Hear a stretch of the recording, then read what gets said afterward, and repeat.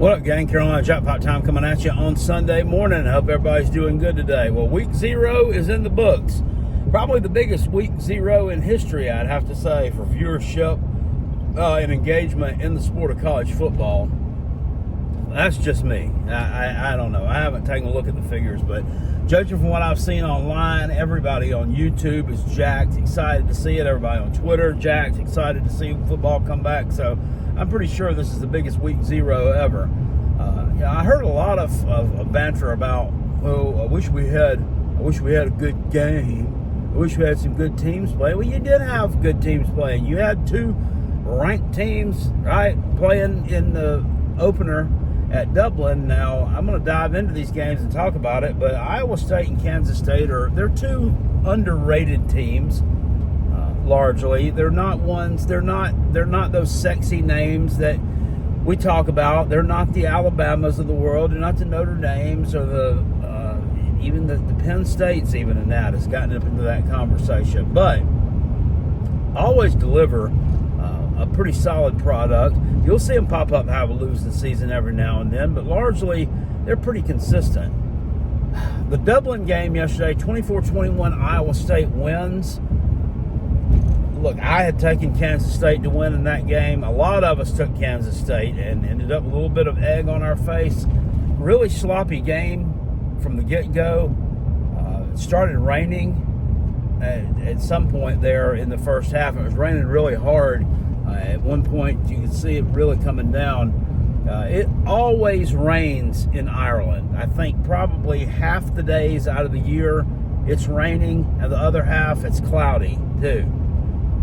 So I don't really, I'm not going to question these coaches because I'm not one, but maybe it looks to me like they didn't quite have their teams prepared for the elements they were going to endure there as far as ball security.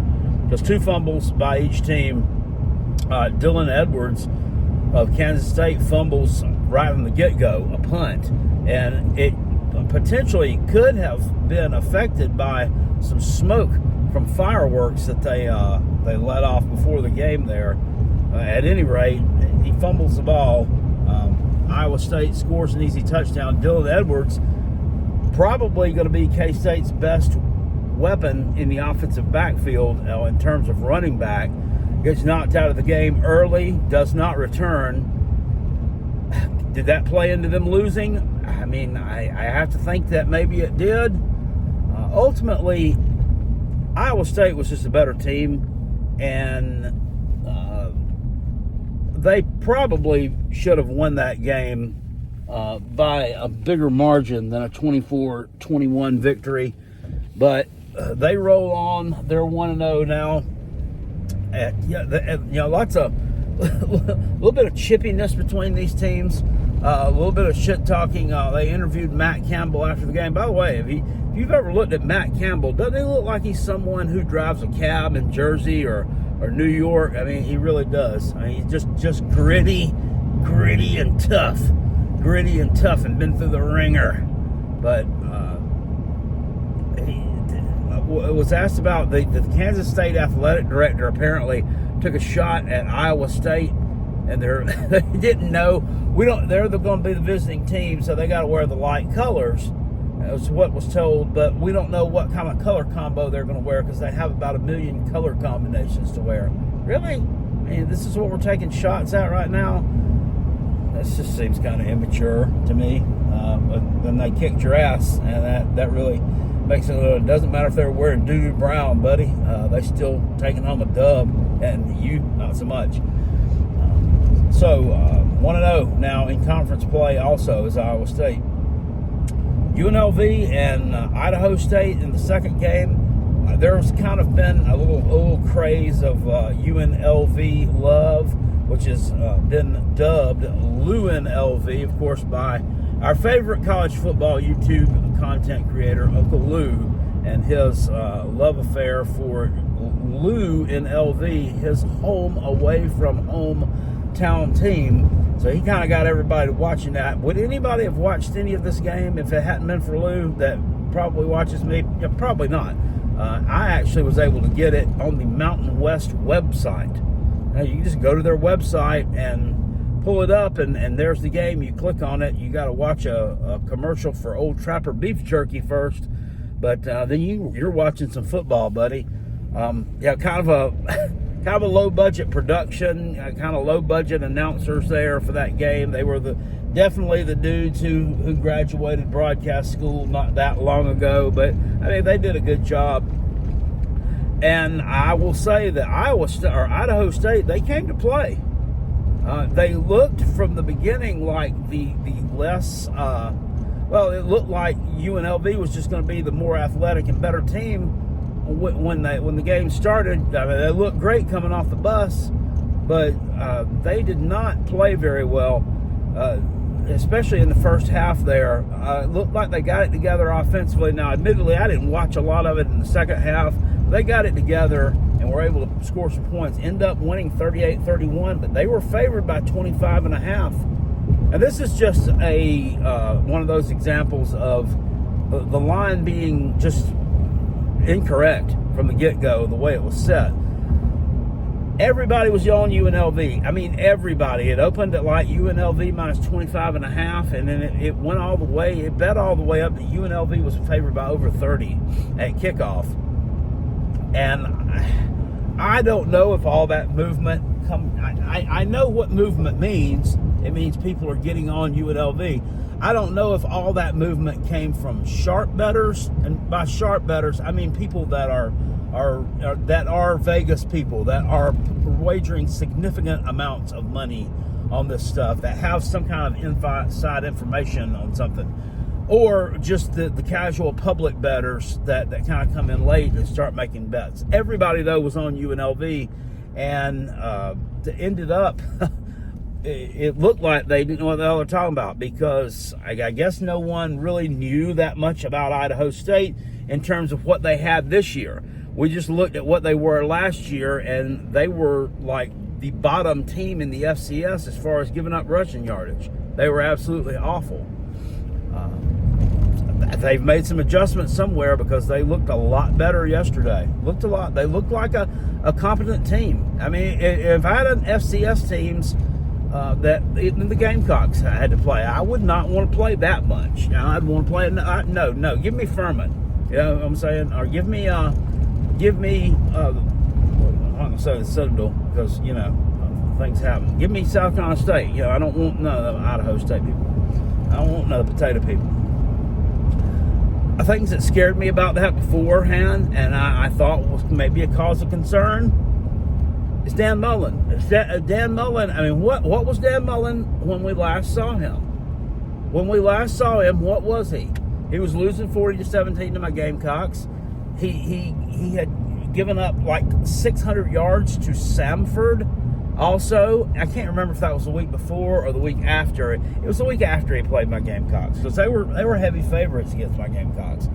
And then he's sitting over here getting fired a few weeks later. So I'm not convinced that with the years that he's been out of the college game that he's not going to be. I'm not saying he can't coach them up and he can't end up being successful, but I think it may take a little bit of time. I think he's probably still a little bit rusty, and he's got to get back in the groove of things.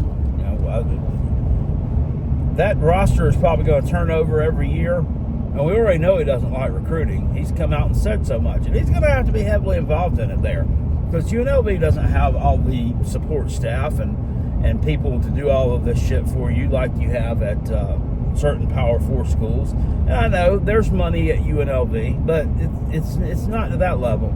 It's not to that level. Look at the production of the game. It's still very much a group of 5 school.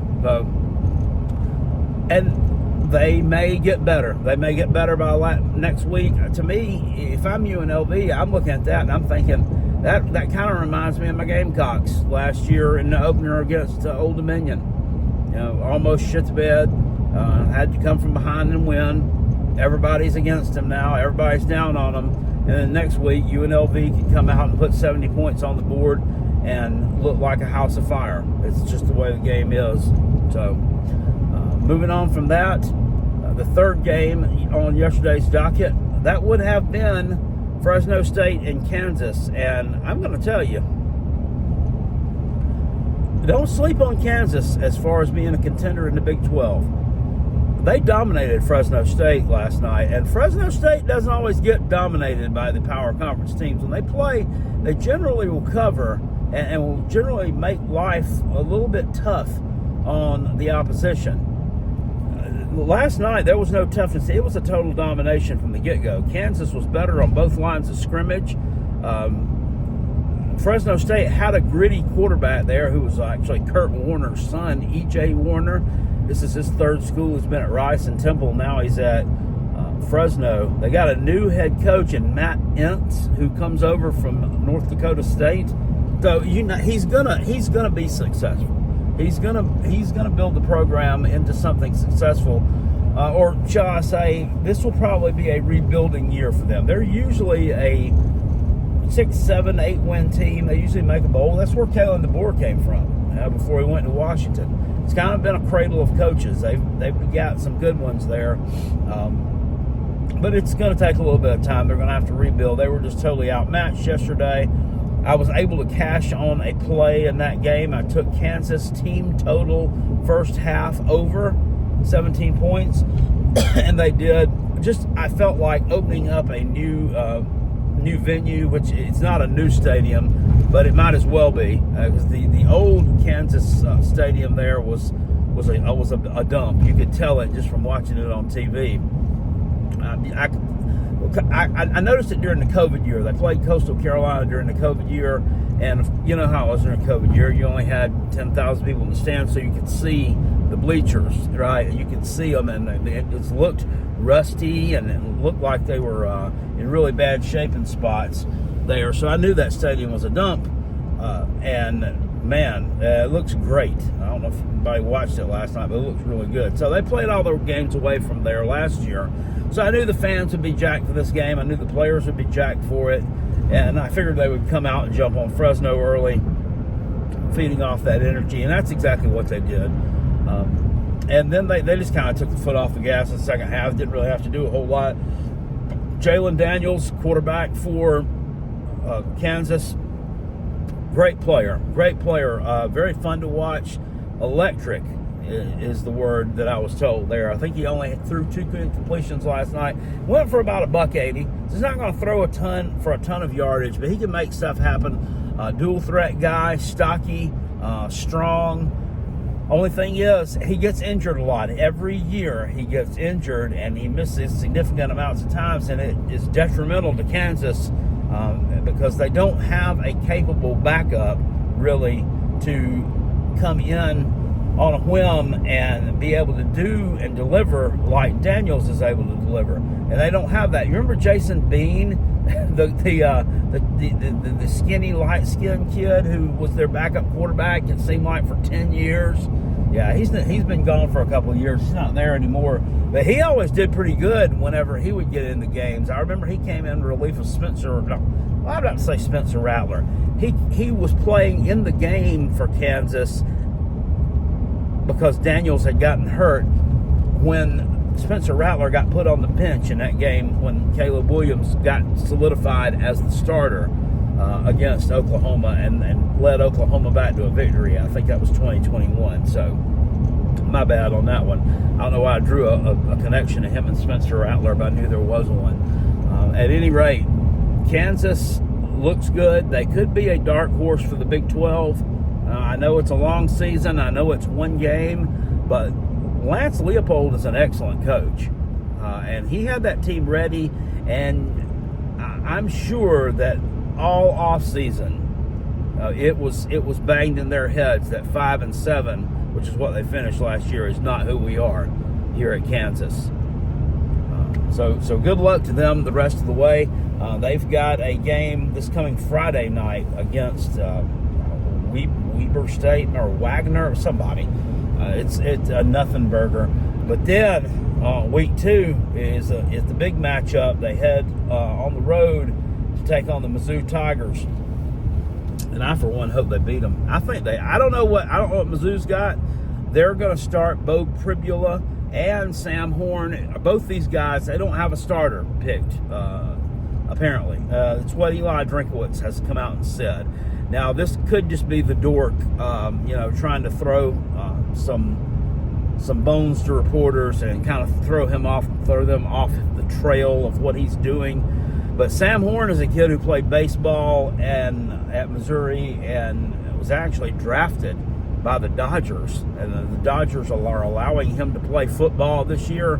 The dude can spin it. I know when listening to the guys over on the Mazodcast, that whole fan base was just absolutely salivating for Sam Horn to be put in as quarterback because Brady Cook just wasn't delivering at the beginning of the year. This was 2 years ago, and you remember the kind of season that they ended up having. So it turned out Eli Drinkowitz was right in sticking with Brady Cook. But I mean, what can Sam Horn do? I mean, we don't know. It didn't look good when he was given a chance there, but understandably, he can spin it. He's talented. We'll see what happens with that.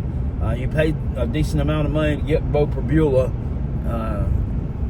I don't think he was their first choice. I think they actually wanted Miller Moss. They settled for Bo Perbula. He's a dual threat dude. We'll see. But you got seen Kansas play last night. You got to like what you saw from them. So, moving on from that, Sam Houston State, Western Kentucky. I'm not going to lie to you. I watched none of this matchup because it was on at the same time as Kansas and the Stanford Hawaii nightcap. So I didn't see this one. 41-24, I believe. Western Kentucky ends up winning. Looks like their quarterback, his name's Maverick McIver. Is that his name? Maverick? I don't think his last name's McIver. Maybe he'd be McIver. Threw for about 400 yards, 3 touchdowns. Another in a long line of Western Kentucky quarterbacks who's going to throw for an absolute ton of yards. It seems like they have one every year there for Coach Tyson Helton. So that would be a conference game also, Conference USA. Sam Houston with a new head coach. I don't know about this either. This coach that wasn't Sam Houston, K.C. Keeler, look, he was their coach when they were an FCS team, and Sam Houston was dominant in FCS. They moved to FBS, had one rough year, and then last year they did okay. And then this guy ends up being the head coach at Temple. But then from what I'm understanding, somebody said he got fired for maybe he was harassing the female students or something crazy, or female office worker in football. I don't know. Somebody let me know if they're right about that, because I haven't heard anything about that. I guess I should just Google it and look it up. But it does seem weird that someone would move from Sam Houston to Kansas to Temple, took over as the head coach at Temple. Now, admittedly, Temple is a more well-known university nationally. But as far as a football job, I believe I'd rather stay at Sam Houston than go there. Temple is a tough job. It's a tough job. It's a really hard place to win at. Matt Rule did it, but he's pretty good. Anyway, moving on from that one, the nightcap, which would have been Stanford and Hawaii. We watched this one. We live streamed. I watched most all of this game with the live stream, folks, between that and Kansas. And I just had to watch it because, number one, I believed in Stanford. I had the tree on the money line and covering. And I also I started tuning in because after I started watching it, I was like, my God, these are the 2 worst football teams on the planet. They have to be. So it's like a car wreck. You just can't look away from it. Hawaii Hawaii's team, usually you look at, you think they're big, strong, physical, and maybe they were. You can't see them up close, but playing in that little venue just made them look small, maybe. Their quarterback, he's a lefty. This guy looks rough. Now, he looks like he does have some athletic ability to himself, but he didn't look good last night. He got banged up a little bit. Also, Hawaii's defense is terrible, But Stanford's offense was so horrible that it really didn't get tested that much. This quarterback for Stanford, this guy, this Ben Gulbrickson, this performance last night was one of the worst performances that I've seen from a quarterback ever. And look, I'm not trashing players. I don't want to throw them under the bus and just be mean to some young guy because, he doesn't even play for my team. I don't really care. Yeah, you lost me $20. Okay, I'll get over it. It's fine. But it was just awful. It was awful and really, really hard to watch. He had this herky-jerky throwing motion. He was throwing worm burners at receivers' feet. He was missing guys that were just absolutely wide open across the middle. He was overthrowing guys by 5 to 10 yards. It looked like he didn't have good field vision. It looked like they were very, very ill prepared. And I said, his stat line will probably be not as bad as I think it is. That's why I told the guys. And I went and looked, and he did complete 15 of 30 passes for 105 yards, or 3.8 yard average. I'll just have to go back and look at this. And his QBR was like a 73.9. Okay? Well, then I looked, and it turns out the Hawaii quarterback who threw for 200 and something yards, he had a worse QBR. And he threw for 2 touchdowns. Tell me how that shit makes any sense. I don't know. But Stanford does get a defensive touchdown. Hawaii fumbles a punt in the end zone. Stanford tree falls on it. They were up 10-0 early. Basically gave the game away. One bright spot that I did see on their team is their running back, Micah Ford. This kid is a beast. He rushed for about 133 yards last night and was maybe one bright spot that they could possibly build around. He ain't going to be able to do it all himself, though. I don't understand the play calling that was going on in that game. That coach, Frank Reich, he's there for 1 year, kind of just hired on as it's really just like an interim deal. The athletics director there, or not athletics director, the football general manager, Andrew Luck, former Stanford quarterback, goes on ahead and hires Frank Reich, who got fired from the Panthers, for 1 year to be the interim head coach. And it looks like he wants to run some kind of pro style. It's not going to work. It's not going to work. You're going to have to build your offense around that Ford kid because you don't have it at quarterback. And I looked up the Gulbrickson guy's stats from Oregon State, which is where he was at before. It looks like in 2022, he was must have been the starter, and he threw for about 1,500 yards, like 9 touchdowns and 5 interceptions, and had like a 137 quarterback rating, which is not good, but it's not the worst I've ever seen. In 2023, he was there on the team. He played, but it didn't look like he had as much as far as the stat line. That must have been when they gave the starting job to the ukulele. If you'll remember, the ukulele was there as the starter. And then he ends up here.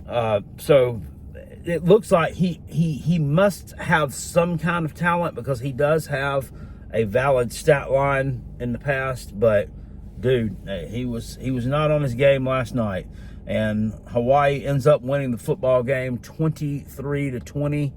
Just bad, just really undisciplined play from both teams. Really, Hawaii with some really silly penalties, some pass interference penalties. I mean, why? I mean, you didn't need to mess with that receiver in that way, because it wasn't catchable balls anyway. That was silly. Some more other silly stuff. Took the Gulbrickson kid took a shot to the head. I mean, just unnecessary. I mean, you already had him sacked. At Stanford, also kind of undisciplined too. You saw one of their linemen there get up and kind of did like some kind of crazy white boy sack dance after the thing was over with, and the referee looked at him. He was like, "No, man." And he said something to him, and he throws the flag on him. I mean, dude, you just sacked the Hawaii quarterback. Yeah, I get it. You're amped up, but Come on, bro. It's a long season. Y'all are going to have a long season. They may not win a game. The only chance I see possibly on the schedule for them to win a game is against San Jose. And I don't even know that that's even a given. San Jose will put some points up on the board. We saw them do it last year. Now, they lost their wide receiver, Nick Nash, to the NFL, who was probably one of the best wide receivers in the nation that nobody really talked about. I don't know what they've got, but Stanford's not going to beat them. Not with that. There's no way. There's just no way. Can you imagine what's going to happen to them this year? They are so bad. They're so bad. I don't know who else is on their schedule as far as ACC, but I do know they play Notre Dame at the end of the year. Woo! Can you imagine what they're going to do to them? And this is going to be the end of the year, and Stanford's probably going to be injured and beat up too. You might want to just consider a forfeit if that's allowed. But at any rate, guys, that's the end of that. Week 0's in the books. It's on to week 1, and I, for one, won. I'm looking forward to week 1 and all that it has to offer. So stay tuned for this. Carolina Jackpot, also Gamecocks preview and prediction video for the 2025 season. Game-by-game prediction coming tomorrow also. So stay tuned for that. And I'll see you guys later on. Appreciate you. Peace. And I'm out. Go Gamecocks. Woo!